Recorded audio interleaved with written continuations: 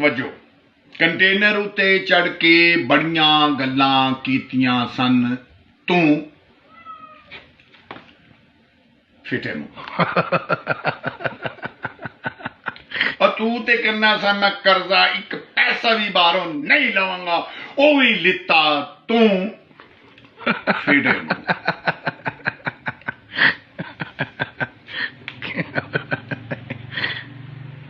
तू यही क्या सी NRO नहीं दूंगा 50 रुपए विच दिता तू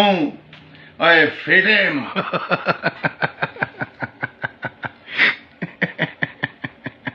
इन्नी महंगाई शर्म आ रही है शर्म आ रही है महंगाई इन्नी कर दी इन्नी महंगाई कर दी और साड़ी निकल गई है भूं फिटे मुंह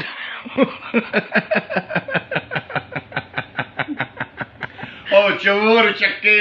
सब कुछ लैके इथों नस गए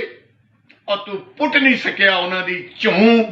फिटे मुंह फिटे मुंह फिटे मुंह